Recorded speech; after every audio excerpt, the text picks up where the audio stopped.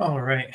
Good evening. If you're seeing this video for the first time and you have not seen it, I basically live streamed all of the time coding during the Big Data Bowl.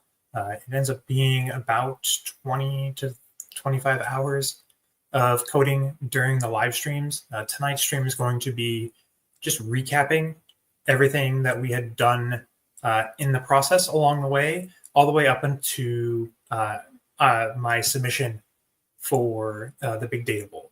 And the essence of it is that more information is not necessarily better for the model results. And we'll break down that more towards the end. But this is going to start by talking more about what was the process that we went through.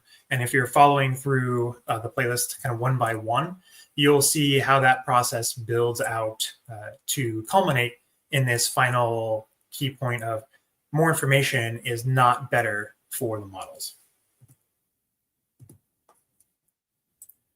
So the goal of the Kaggle competition was to use pre-snap information to make post-snap predictions. Now, it was open-ended in how you wanted to use the information that was provided to you. You could predict run versus pass. You could try and say what routes were a receiver or running back going to be running on a play. You could try and make predictions, like let's say here, this is Ray Lewis, number 52. What was he going to do on this play? Would he blitz the quarterback? Would he drop into coverage? Things like that. It was really open-ended, which was, I think, one of the unique things about this competition. Usually for Kaggle, you're trying to, predict the best outcome of a given scenario. And this one was more open to interpretation to try and see what you could come away with, even compared to previous years in the Big Data Bowl. This was I want to call it a refreshing change from my perspective, because this let you do more of the storytelling, which I feel is very important when you're talking to non-technical stakeholders, which is a big part of my job as I'm in a more senior role, is that I am working with coworkers who are very technical, but when I need to present to our executive audience, you can't really go into the nitty-gritty details of how you actually built the model. They're more focused on, what is the business outcome that we're trying to change here? Are our metrics, improving? What are we doing to combat the changes? That this, I felt, was more closer to a actual real-world scenario than you will see in a lot of the competitions in terms of what you will be doing when you're working for a business in your day-to-day life. So if you haven't followed the NFL before, when a play ends, there is 40 seconds until the next play begins. You will see the players line up like this. The team in blue here is the Chargers. They are on offense. The lineman here in the middle is going to snap the ball here to the quarterback. And then the defense is set up to try and stop them from gaining yards on the play as much as possible, and even preventing them from scoring if the Chargers were to get the ball here into the end zone. One of the key things to talk about is in football, there are 11 players on each side of the field. This is cropped a bit so you don't see the full breadth of the field, but to start a play, the guy over the ball here has to move the ball to someone else on the team. And then the quarterback can then choose to hand the ball to the running back here in the backfield or throw the ball based on what he's seeing from the defense in front of him. The key thing being here is when the big guy here moves the ball back to the quarterback, this is called the snap. So we're looking at all the information before that happens to try and predict what will happen afterwards. And it's very open-ended in what you wanted to do. If you wanted to predict run versus pass, very, very simply, the two modes that you have in the offense. If you wanted to say, what type of option here is on the play for the running back to run, it was really open-ended. And I tried a couple different things across the streams. We first started out with run versus pass just because it's a very simple binary outcome to work with. Then we worked into doing route predictions for the different combinations that a receiver could run on the play here. So for example, this is a tight end. if he's going to run out, he has different options for how he wants to run, and those all have different names, and they are basically the different movements that he can do in the field. So again, all the data leading up to when the lineman here snaps the ball to predict what will happen after that point in time. So generally, how would you approach this problem? And this is a general process here that you can follow for almost any of your machine learning or data science processes here. First, you want to explore the data that you have. You want to really make sure that you're understanding how the data can interact with one another. Is there anything missing from your data? Are there ways that you have to kind of group the data together to make it more useful for you? And while you're doing that exploration, you're going to be generating ideas for what you want to do as far as your models go. Which models will work best for the given situation, at least as far as you understand it, right, when you're first going into the data. Which ones won't work that well, so that way you can kind of eliminate some of the things. What are the key pieces of information? And you may not know all of that until you start getting to building a model. And then you want to start with a very basic model when you get to that model building stage. The reason for this is that you don't want to code yourself into a hole and not be able to recover from it. You also want to get information quickly. Maybe some of the ideas that you had in your head aren't going to actually come to fruition, right? If you're thinking about this contest went from October until the beginning of January. I did not start it until the beginning of November, so I'd already lost a month in terms of time. But the majority of where I spent time in the series was actually in these first couple of steps. The reason being is you really need to know what data do you actually have? Is there anything you can do to supplement it? Can you manipulate some of the data in terms of aggregate them together to maybe form something that's more powerful? Figure out the ways that the data interacts with one another and see if you can maybe remove some of the data even from the model that you're going to be building because you don't feel that it's going to be relevant or it's not actually adding anything to the information that you have here. And then once you start with a basic model, you now have your baseline for comparison as you're adding more and more information to the model to try and understand, are you gaining a lot of valuable insights versus the trade-off of computation time or resources necessary for that? Do you need to go back and generate a new idea based on those basic models? Like maybe your original idea wasn't complete enough and now you can make adjustments to it. Or maybe that interaction that you thought was happening in the data isn't there. Again, go back and start with a different type of model here. And then understand the model outcomes for what you got from the data. So make sure you're not only looking at accuracy, think about things like your precision, your recall, your F1 scores. All of these are relevant and they all have interaction with one another. They can also tell you different pieces of information. And it's important to know, even with the basic model, is there a lot of information that you can still add to it? How much should you add in at a time? And then are you iterating quickly at that point? So get to the basic model, get an understanding of how that information helped your model, start thinking of more ideas to add to that model or more information that you can add to it, and then keep iterating. And as you add more information, maybe that initial basic model that you started with needs to change into either a more complex model or a model that is more robust because you're throwing some more information at it. You really need to be agile and don't necessarily stick to your initial thoughts when you're going in, especially if you're kind of new or this is your first time doing experiments or data science projects. Go in with an open mind. There may be things that you're more comfortable with. Great. Use that as a start for the basic model.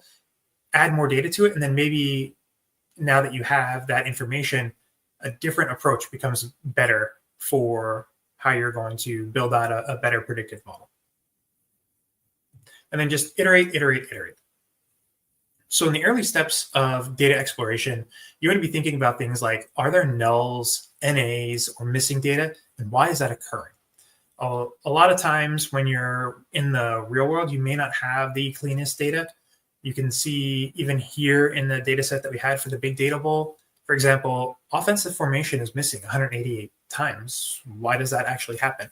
You need to go in and understand. And can you think of a reason why there is no data? Have you inspected those fields where it's null or missing and try and see what's actually happening there, right? And here's one that's really neat, right? There's a play clock at snap there's one there's no data. Why does this occur, right? And then this one, think about the pass result, pass length, right? Why would these be so large in terms of the overall data set? How large is your overall data set too, right? You need to understand that here.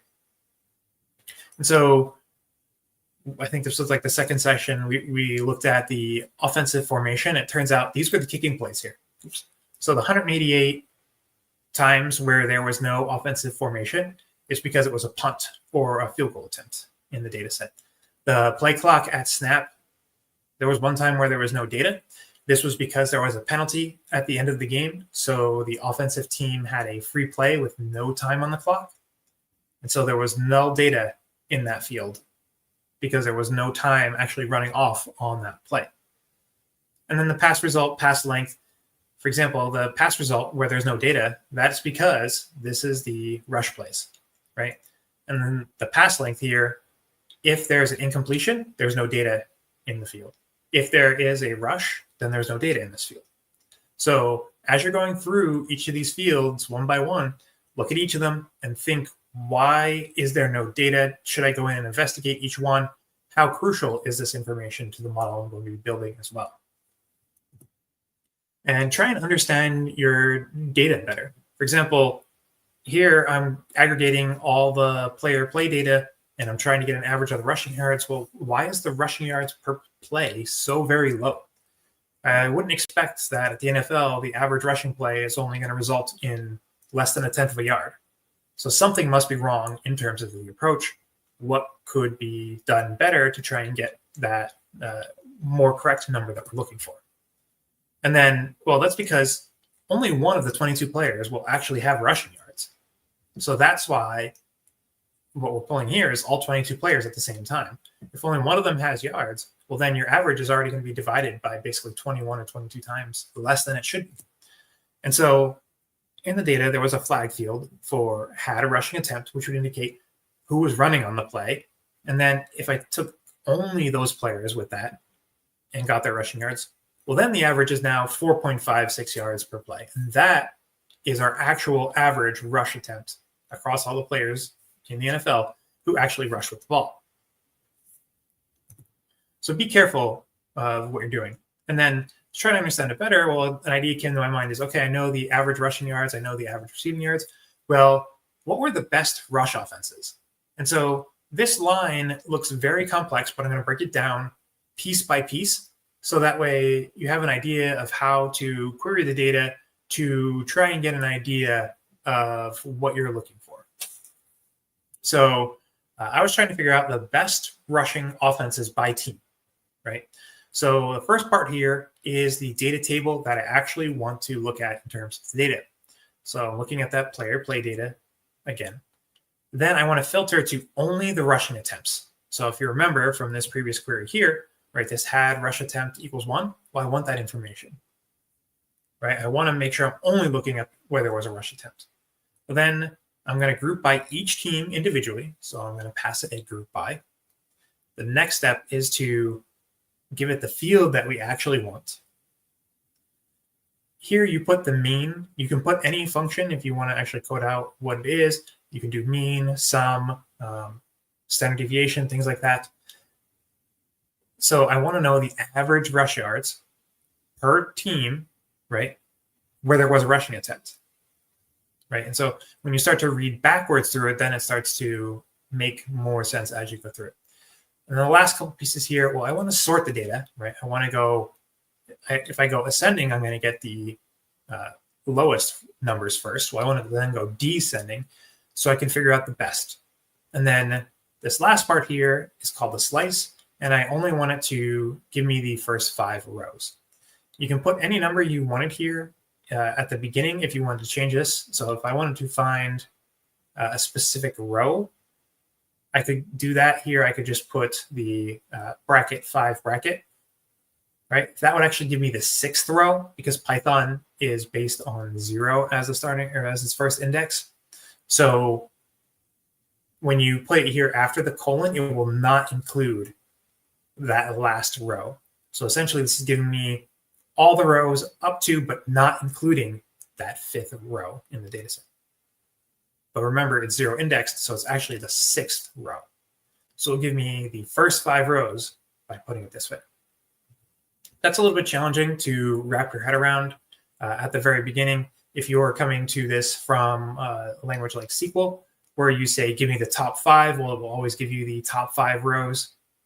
Then that way you're specifically telling it how many to give you and then stop. This is a little bit different because Python is, again, 0 index based, which means 0 is actually 1. And number 1 would be the 2nd row. The number 3 here would be the, what do you think? It would be the 4th row. So do be careful with the 0 index. Then the next step is to visualize the data. You're still in the exploratory phase. You want to start generating ideas. So these were ones that I came up with generating during the stream. This is, I wanted to get an idea of the offensive formations for each team. So this is the percentages of each of the formations that a team runs their offenses in for the plays. And then also the team rush and pass averages, and then plot those against each other and see if anything interesting pops out. So let's see what those actually look like. So the first part here is the percentages by teams. This might be a little hard to understand when you first look at it because it seems like there's a lot of moving lines here across it. But these are just the percentages stacked on top of one another, and it's based on the formation here in alphabetical order. So it's not necessarily by the largest amount. You could certainly do that just with a simple sort that we saw before. But I like it better this way because it helps you find consistency across some of them. And also you can see just how large some of them are. It would get really confusing if you were looking across all of them. For example, Arizona here would be having the shotgun at the bottom and then you get smaller and smaller. But then you have a team like Atlanta here where they actually ran more from the pistol. So if you do it sorted on which one was the largest for each team, it's harder to actually understand. And so this is the better way to fully show it. The key things you want to look for here are the relative sizes of each one of the sections. And a few things jump out when you first look at this. There are a few teams who have really large red bars here compared to others who may not even have them at all. This is the pistol formation. The reason why this happened frequently for teams like Atlanta, Baltimore, Arizona, Philly, and Seattle is that they had quarterbacks who were more likely to run with the ball. And so the pistol formation added an extra running back to the formation. And so now you have to account for 3 players that are going to be running instead of, in the case of an empty backfield, just the quarterback. In the case of a single back, you only have to worry about the quarterback and the running back themselves. And that heavily influences how teams are going to defend against the play. So you can see a team here like Arizona ran primarily out of the shotgun formation as it's the largest one within their bar by far. And what this means then is, we'll look at the models a little more, but you can think that teams will play a little bit differently based on how their offense comes out in the formation in terms of doing a run versus a pass here. And so keep an eye on, because you can also see there's a trade-off usually between using more of this pistol versus the single back formation. So if you'll notice, these teams typically have a much smaller ratio of the single back formation here, or this brown part of the bar, as it's a different look for the offense altogether. And then let's look at that second visualization of each team's offensive formation or offensive performance. We're not looking at things by formation anymore. What I have here is, if you go, think of it going up and down on this chart, is where each team is performing on average in terms of pass yardage. And then going left to right is how each team performs in terms of rushing yards.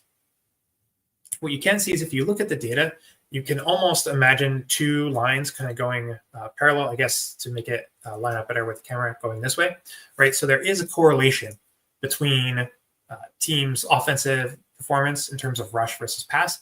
Typically, the better you are in rush, the better you will be in pass, and vice versa.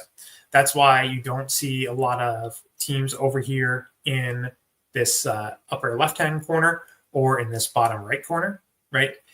If the teams were, or if the data was less correlated, then you would see this be more spread out. You would even see teams here where you might have a team with a really bad pass offense, but they're averaging, let's say, 5 yards of rush offense, right?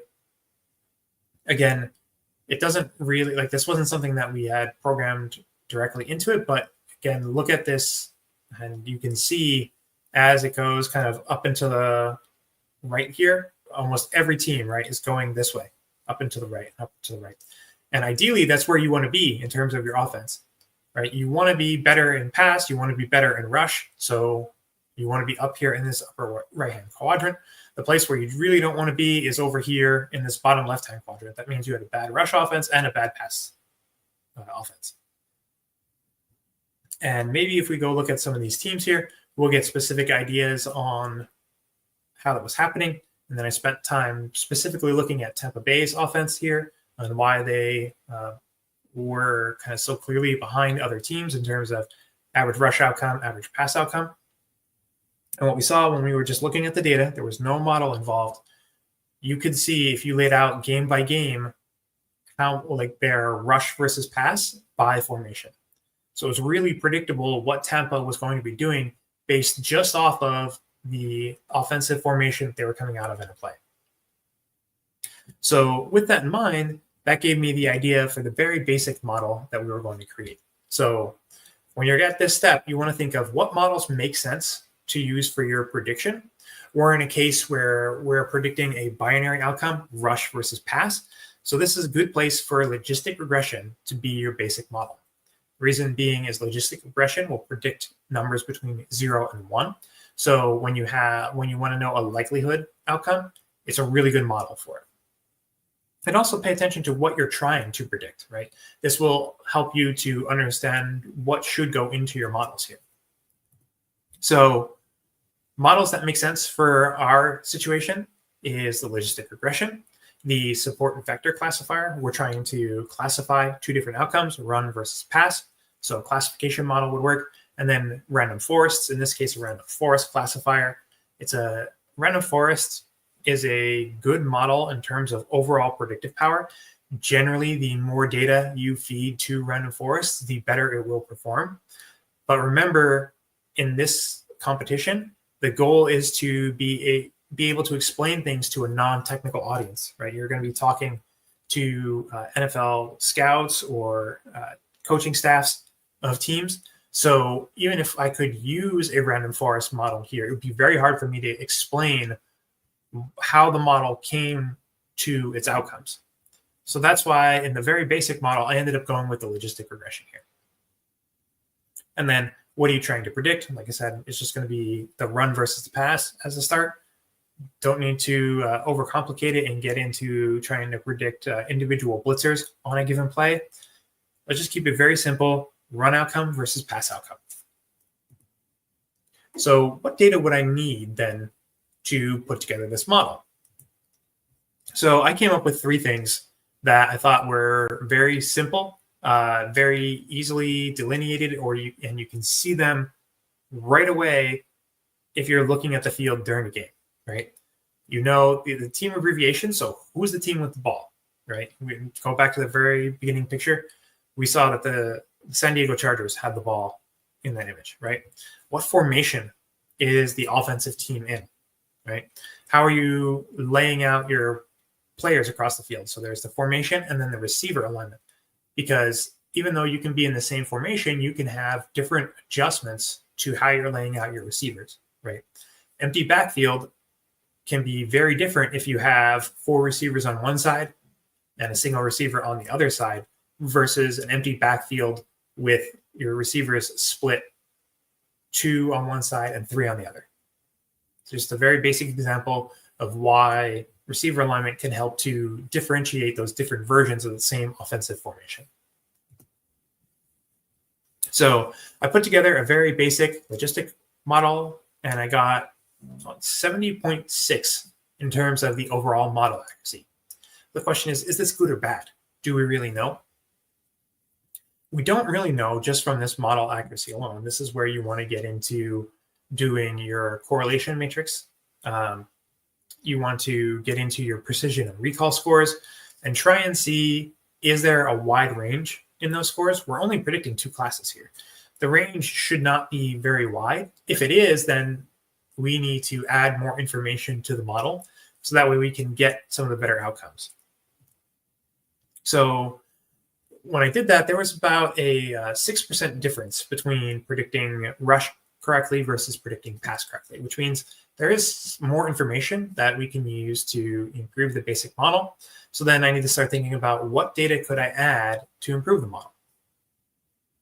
If you're ever watching analysis in football on TV, you will hear people talk about there is the game situation, there is the individual play situation, right? So the game situation and play situation, there's slight differences between those. Who the players are that are on the field and who's the opponent that you're up against, right? So can we go and add those to the model and then use that to get performance? What does that look like every step along the way?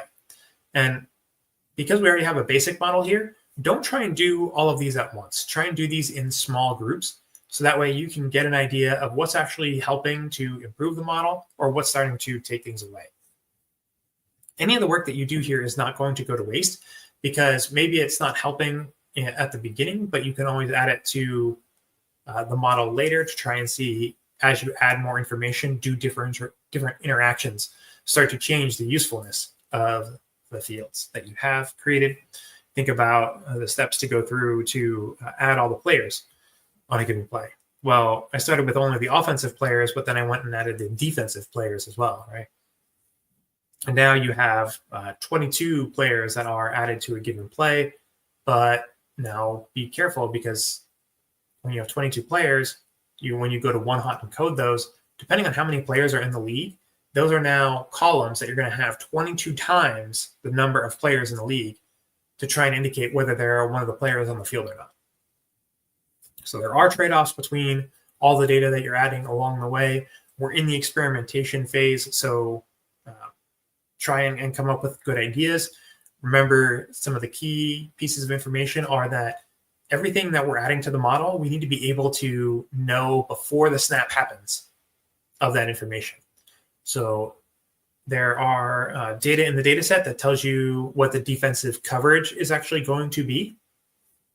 You may not always know that going into a given play. Some of that may be the defense already adjusting to you. So I chose not to include that in the model. If you had a quarterback like Tom Brady or Peyton Manning, they were really good at being able to figure out what the defense is going to be doing. And so they can figure out what the coverage is on the play. But I just kept it very general to try and apply to as many different quarterback situations as possible and to try and make sure we're not trying to figure out the absolute best case scenario with the absolute best of best players. We're trying to think about this from an audience of improving your team as a whole. So then let's get into what the actual information looked like once I pulled everything in. So this is the, I'm going to call it the most complete information in terms of all the fields that we had generated or found in the data. You can see here, this is the offensive formation. This is the receiver alignment. I am splitting the data by each team individually as I'm running the model, because what we ended up seeing is that teams are considerably different in terms of how their offense goes. Remember when I showed you that graphic of the offenses here and we looked at Tampa Bay? Their offense was very much different than how other teams interact. So I thought it's better to go ahead and build a model for each team.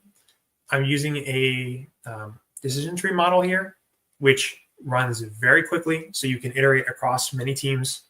You can do many different versions of the model, taking players or player information out and go across those. And then some of this is the game or play situation. So I'll give you an idea here.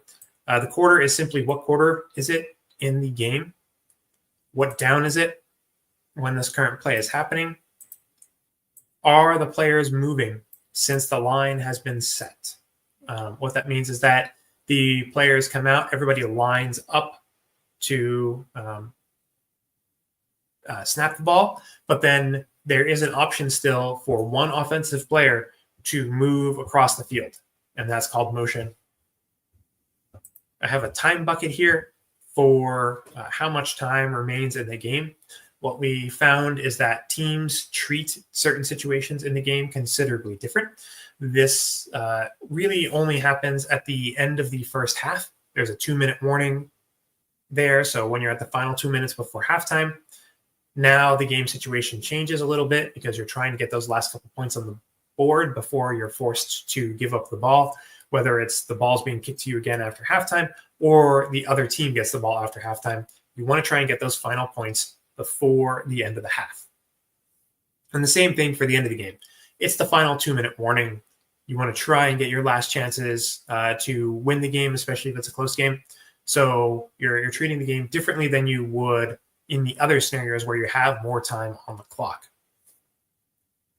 I also added information for the number of wide receivers, tight ends, and running backs on the field for the game. I added a flag field for, is this the first possession of the game for each team? So in the game that we saw, that was the Chargers versus the Ravens, San Diego will have their own first possession, and then the Ravens will have their own first possession. This is first play is referring to, is it the first play of the possession? I thought if this is the carry scenario, a lot of teams like to run on the first play of a given drive just to try and get an idea of what's working and what isn't. Then I put, isn't the first 10 plays of the game? What you'll hear a lot of times in analysis is that teams have a script for the first 10 to 15 plays. Well, does that necessarily help us predict then whether it's run versus pass? Are teams trying to be more balanced? Are they trying to find out weaknesses? How does that actually affect things? And then I have a field here for the previous play type. This is, what was the play that I just ran before? Was it a run versus a pass? Does that help to tip off what the next play actually looks like?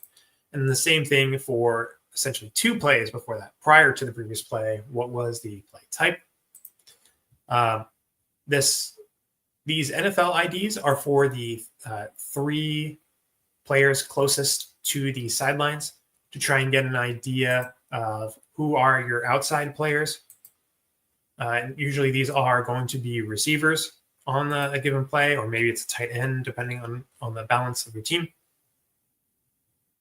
And then also here, how far are they away from the sideline, and are players moving closer or further away from them? The idea here is that sometimes you will see one of the wide receivers go in motion. So he may be all the way over on one side of the field, and then he's moving across to the other. So did the distance between him and another player change? Maybe they're trying to set up a different play type. So just trying to track a little bit of how they're moving across the field. And then we have a number of numeric variables here. So the score differential is simply the difference in score, positive or negative, when the team has the ball currently. So if the team with the offense is down by 14 when they have the ball, then the score differential here will be minus 14.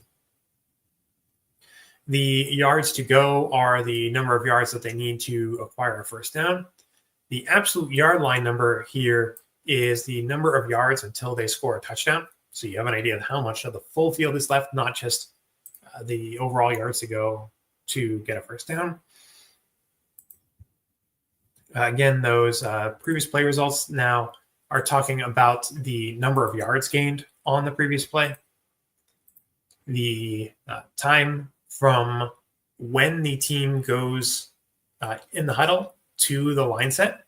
this is in terms of the overall play clock. So there are 40 seconds that a team has once the ball or once the previous play is finished.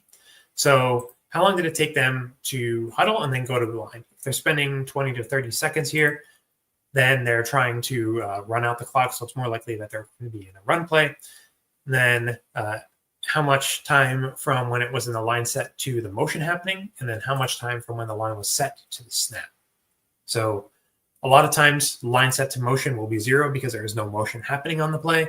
But then if that is the case, well, then you're always going to have the time to when the ball was actually snapped on the play. So then pulling all these together, again, our target was whether it's going to be a rush versus a pass. So I made a flag field for rush, splitting through each team as it goes through, and then the process to go through and make the logistic model here for each of them. So again, a very fast model. This was the full data for each team in terms of having their tracking information, where the players are moving across the field, all that game situation information. And what you see here is that there are wild variances in terms of the predictability across the teams. Now, do be aware, I do have a limit on the y-axis here. So the bottom line for this one is 55. So every team had above 55% accuracy in terms of predictive power. But you do need to be careful, because if you're only at 50%, you may as well just flip a coin, right, and determine run versus pass here. So it was not very good at predicting a team like Buffalo, a team like Kansas City, where all that information didn't really tell us much more than what we already knew, right? Or much more than the chance of a coin flip telling us things. But then you had other teams where knowing all this information was really useful. So for example, a team like Las Vegas, a team like Cincinnati, a team like Tampa Bay. So I gave this version of the model all the information that I had.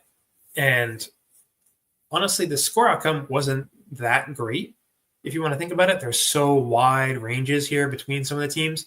And then, like I said, the key teams that you would probably want to know more information about. For example, Buffalo, Kansas City were some of the best teams in the league. And if we're not able to predict their offense, well, then our model's not really helping out our coaching staff at all. So then kind of starting with the most information and then start to work back. So this version was, we started to take out some of the tracking information to try and get better models. And what you saw here is actually, we did see a bit of an improvement across here. Now, for Kansas City, our model actually got worse. For Buffalo, our model got better, right? In terms of like two teams to really focus on. And then you can see a lot of teams here still predicting fairly well. So we have, just go back up to the fields here. We do have some of the tracking information in this version. We have, we had taken out what the prior plays were in terms of predictive power. So we don't care what the previous play was. Let's just look at what's in front of us for this play. Is there motion? How do the players move? And we got a small increase for some teams. For Kansas City, it actually hurt us compared to the previous model, right? And then let's go a step back even further, right? So we have all that complex tracking data. Well, let's just kind of go back to basics. We're going to remove all that. We're going to look at specifically what the offense information is, how their receivers are laid out, the game situation information, and then how long are they taking to snap the ball, right? Very basic information, should tell you a lot of the game situation, the specifics of the play, but we're not using the tracking data. And then when we get to the models here, I think this was the most surprising part, is that our models all significantly improved across the board when we were not looking at the tracking data of the individual players here.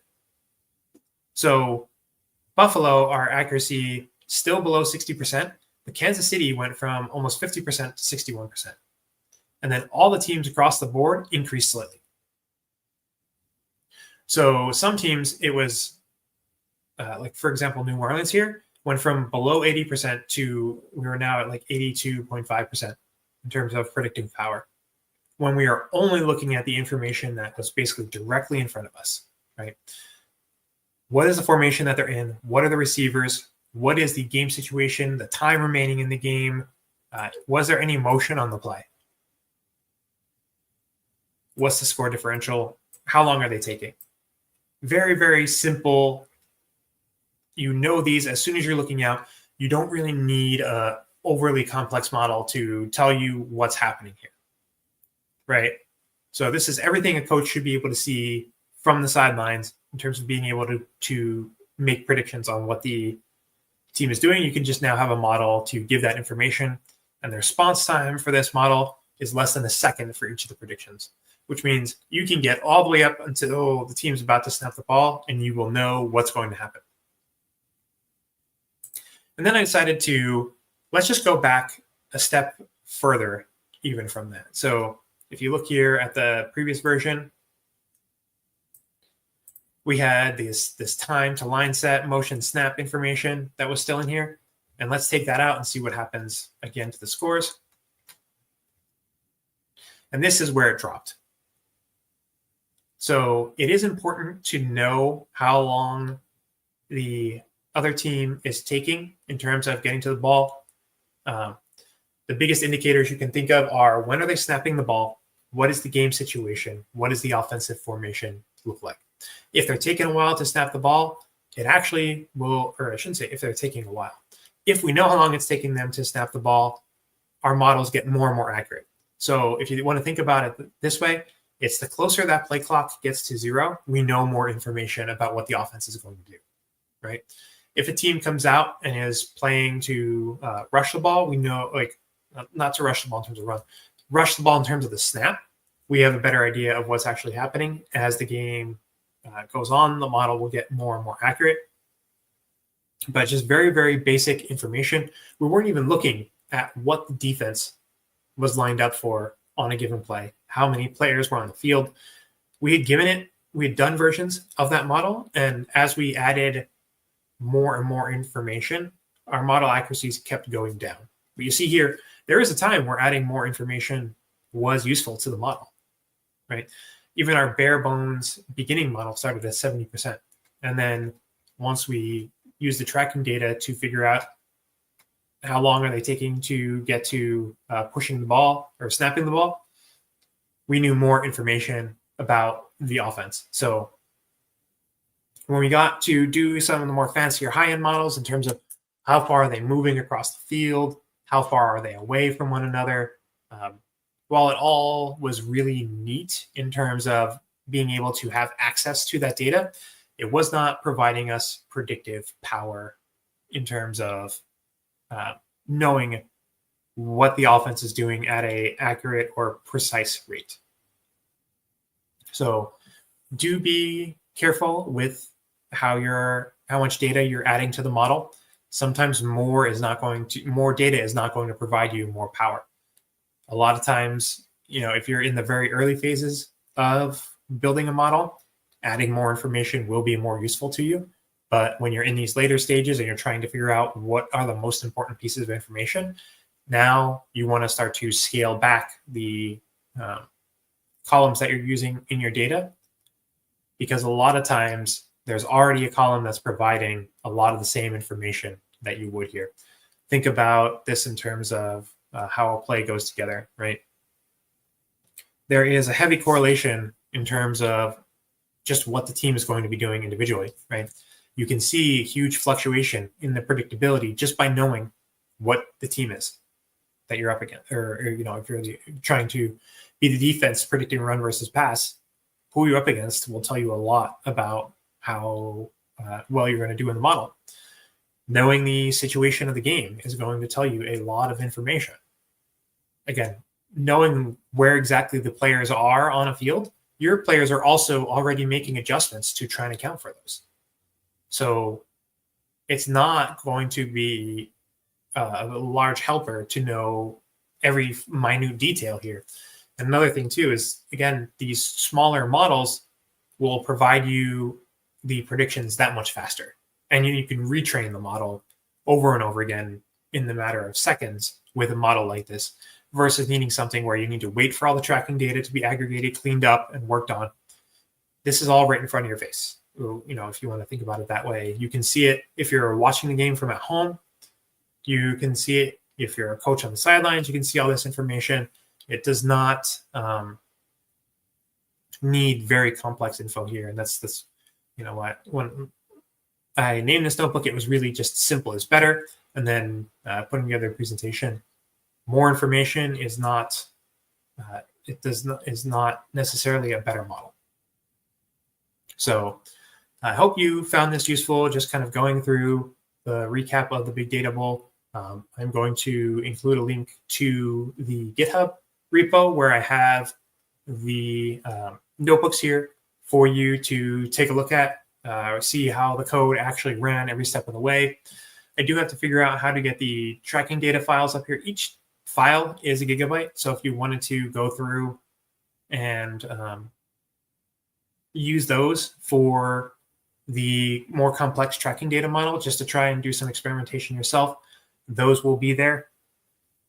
It does take a long time to actually work through those. So just do be aware, even just reading them in here can take a few moments for each file individually.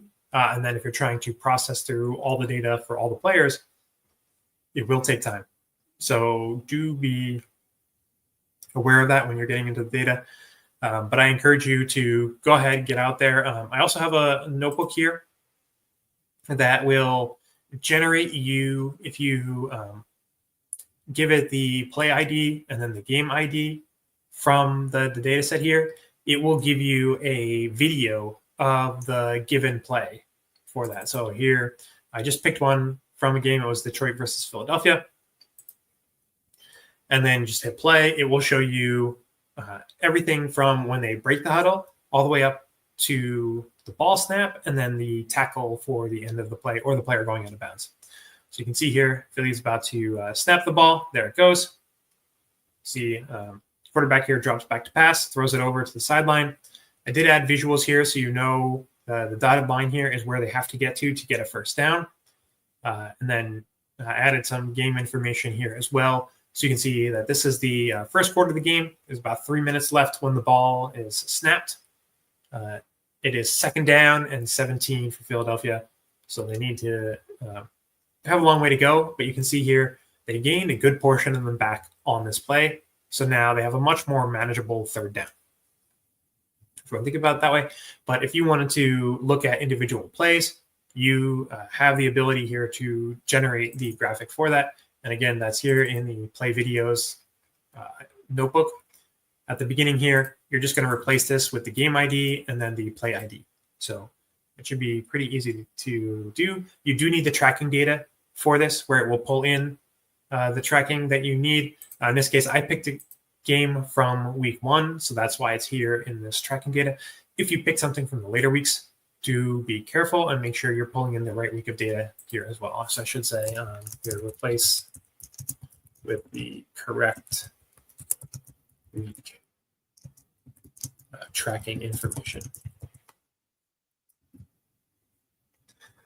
So you can generate now a specific video that you wanted to see. If you want to know what the individual plays are, you can just go to this plays CSV to find them there, and it should be good to give you a visual of what you're seeing and then give you an idea of what's going to happen as well. So I hope you found this useful. This was the recap of everything that we had gone through over the 2 months, basically to prepare for the Big Data Bowl.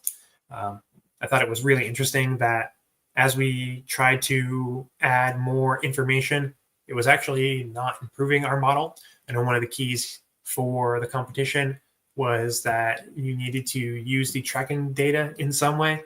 And I think this is a little bit counterintuitive of a way of using it, but it's saying that if we actually use that tracking data, our model actually performed worse than what we had here. And that was truly surprising to me because I figured the more information, there's got to be something really useful in that tracking data, but it didn't pan out. And that's perfectly fine. That is just as valid as conclusion as if we found something in the tracking data that would be useful. So I hope you found this video useful. Please remember to like and subscribe.